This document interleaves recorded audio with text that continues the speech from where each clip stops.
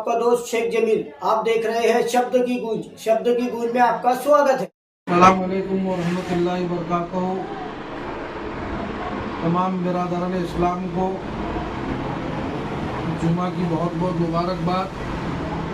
आप सभी से इस मुबारक मुक़द्दस जुमे की नमाज़ों में मेरे कायद नकीब मिल्लत अलहाज बैरिस्टर असदुद्दीन ओवैसी साहब, हबीब मिल्लत जनाब अकबरुद्दीन ओवैसी साहब और शहर महाराष्ट्र जिसने नामों से रिसालत के लिए महाराष्ट्र की हुकूमत से टकराकर आँख में आग डालकर नामों से रिसालत और गुस्ताख रसूल के लिए यलगार पुकारा था, उस मर्द मुजाहिद इम्तियाज़ जलील साहब के लिए दुआ करिए कि अल्लाह इनके हौसलों को इसी तरह बुलंद रखे, अल्लाह इसी तरह इनसे कौम व मिल्लत के लिए काम लेता रहे।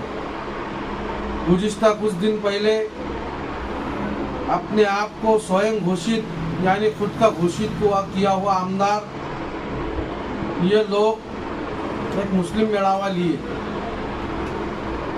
मुस्लिम मेड़ावा लेकर उसके अंदर ये तय हुआ कि हाजी रशीद खां जमादार कांग्रेस, एडवोकेट अब्दुल रफीक साहब राष्ट्रवादी कांग्रेस शरद पवार गढ़ और माजी नगर सेवक शहजाद खान, इन्होंने वंचित बहुजन आघाड़ी से टिकट मांगा है। अगर इनको टिकट नहीं मिलता है तो किसी और को खड़ा करेंगे। सबसे पहला मेरा उनसे सवाल ये है कि आपको अगर इतनी ही मुस्लिम क़यादत की फिक्र है तो वो क़यादत का साथ दीजिए जो क़यादत दिल्ली से लेकर दिल्ली तक के मुसलमानों के लव जिहाद, मुसलमानों के साथ में हो रहे जुल्म, नामों से रिसालत, मुसलमानों के हक और हुकूक और इंसाफ की जो आवाज़ सदाए बुलंद कर रही है जमात मजलिस इत्तेहादुल मुस्लिमीन, जिसका सपना है कि मुस्लिम क़यादत खड़ी हो, उसके हाथ क्यों नहीं मजबूत करते। मुझे हंसी आती है हाजी रशीद खां जमादार की बातों पर।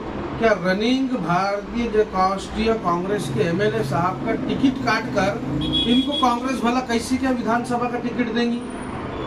ये मुसलमानों को चूतिया बनाने का काम कर रहे हैं। इनके ज़मीन, इनके पैरों के नीचे की ज़मीन इनको खिसकती हुई नज़र आ रही है। दिन पर दिन मजलिस इत्तेहादुल मुस्लिमीन को अल्लाह दिन दोगुनी रात चौड़ी तरक्की दे रहा है तो ये पागल हो चुके हैं, गुमराह कर रहे हैं नांदुरा मलकापुर विधानसभा मतदार संघ के मुसलमानों को। यहाँ पर कहते हैं कि मैं विधानसभा लड़ूंगा, मुझे बताओ तो सही किस एंगल से, किस तरीके से एक रनिंग आमदार जिसका समाज का 80-90 हज़ार वोट है मराठा समाज का, उनका टिकट काट के हाजी रशीद खान को कैसी कर देंगे कांग्रेस। फिर जाते हैं, पेपरों में चर्चा शुरू होती है, दिल्ली जाते हैं, दिल्ली जाने के बाद में वही लड्डू मिलता है। पहले तो 40 साल कांग्रेस के अंदर रहे, 40 साल के बाद में इनको नगर अध्यक्ष बनाया, फिर जाके इनको विधान परिषद का लड्डू देकर वापस भेज दिए। मेरा ये सवाल है हाजी साहब, अगर आपको कांग्रेस ने टिकट नहीं दी तो क्या तुम मुस्लिम क़यादत को मजबूत करने के लिए ऐसी पार्टी का साथ देंगे जो गली से लेके दिल्ली तक के मुसलमानों के हर मुद्दे की लड़ाई अपनी लड़ाई समझ के लड़ रही है। दूसरी बात, हाजी अब्दुल रफीक साहब, एडवोकेट अब्दुल रफीक साहब ने राष्ट्रवादी कांग्रेस पक्ष से टिकट मांगा है। जब महाविकास आघाड़ी का घटक पक्ष राष्ट्रवादी शरद चंद्र पवार की जब पक्ष है और जब यहाँ पर सीट कांग्रेस को छूटी है तो राष्ट्रवादी आपको कहाँ से टिकट देंगी। राष्ट्रवादी अगर आपको टिकट देंगी तो इसकी जिम्मेदारी आप लेते हैं कि शरद पवार भविष्य के अंदर कभी वो जो उद्धव ठाकरे कहता था कि आम्हाला फक्र आहे, आम्ही बाबरी पाडलेली आहे आणि माझ्या शिवसैनिकांनी पाडलेली आणि त्याचा मला अभिमान आहे, तुम ऐसी सियासत और ऐसी पार्टी के साथ में जाके मुस्लिम क़यादत खड़ी करेंगे। हमारा आपसे सवाल है कि आपको मुस्लिम क़यादत खड़ा करना है तो मजलिस इत्तेहादुल मुस्लिमीन के अलावा वाहिद एक ऐसी जमात है जो मुस्लिम क़यादत खड़ी कर सकती है। आपके साथ में आपके पार्टी के राष्ट्रीय अध्यक्ष के भतीजे साहब थे, सत्ता के खातिर पहली बार गए, रातों रात पूरा केसा नील कर वापस आए, फिर बाद में चले गए। मेरा ये सवाल है, अगर अल्लाह ने आपको टिकट दिला दी, आप सुनकर भी आ गए, इसकी क्या गारंटी है कि कल अगर भविष्य में राजकारण में कुछ भी हो सकता है कभी, तो इसकी क्या गारंटी है कि आप भारतीय जनता पार्टी, शिवसेना या वो विचारधारा जो देश के मुसलमानों को और संविधान को कमज़ोर करना चाहती है उनके साथ नहीं जाएंगे। फिर बात आती है हमारे दोस्त शहजाद खान साहब की कि अगर आपको वंचित बहुजन आघाड़ी ने टिकट नहीं दिया तो क्या आप मुस्लिम क़यादत खड़ी करने के लिए बैरिस्टर असदुद्दीन ओवैसी साहब जिस किसी को भी उम्मीदवार बनाएंगे क्या आप उनका साथ देंगे? क्योंकि जिस तरह से मैंने पिछले दिन पेपर में देखा, उनके जन्मदिन के मौके पर भावी आमदार के पोस्टर लगे, बाला साहेब अम्बेडकर, आदरणीय बाला साहेब अम्बेडकर के आदेश से, महाराष्ट्र के वंचित के पार्लियामेंट्री बोर्ड के आदेश से, मलकापुर की और शायद मलकापुर नांदुरा विधानसभा के शहर अध्यक्ष, तालुका अध्यक्ष की कार्यकारिणी बर्खास्त की गई। तो क्या ऐसे में अगर वंचित बहुजन आघाड़ी का आपको टिकट नहीं मिला तो क्या आप एमआईएम का साथ देंगे? अगर आपका सपना है मुस्लिम क़यादत खड़ी करना, ये वो क़यादत है कि अगर मुस्लिम क़यादत खड़ी रहेंगी तो इसका अगर चुनकर आने के बाद भी या ना चुन के आने के बाद में भी इसका जो भी कैंडिडेट रहेगा वो कभी भी भारतीय जनता पार्टी, शिवसेना, वो हिंदुत्ववादी विचारधारा को जाके मैनेज नहीं होगा, ना उनके साथ में जाके सत्ता के वास्ते बैठेगा। मेरे आप लोगों से यही गुजारिश है कि आपने मुस्लिम मेड़ावा लिए, उसमें ये कहिए कि हम तीनों को टिकट मिलेगा तो मुस्लिम समाज सही फैसला ले। मुस्लिम समाज सही फैसला लेंगे। आपने मुसलमानों का कांग्रेस ने, महाविकास आघाड़ी ने विधान परिषद के अंदर कांग्रेस मुक्त कर दिए।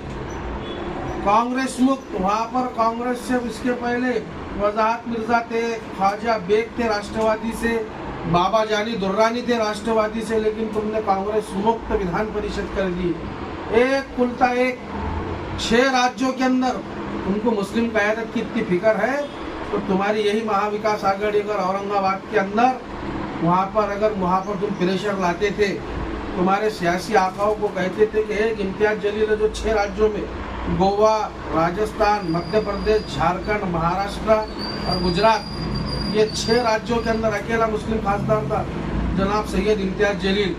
अगर तुम सारे के सारे महाविकास आघाड़ी के घटक पक्ष जाकर अगर अपनी अपनी पार्टियों को कहीं हमारे 6 राज्यों के मुसलमानों का प्रतिनिधित्व कर रहा है, उसके खिलाफ महाविकास आघाड़ी उम्मीदवार न दे लोकसभा में, तो शायद आज इम्तियाज जलील जिंदा होता और वक्फ बोर्ड की तरमीम के कानून के लिए असद ओवैसी के साथ संसद में लड़ रहा होता।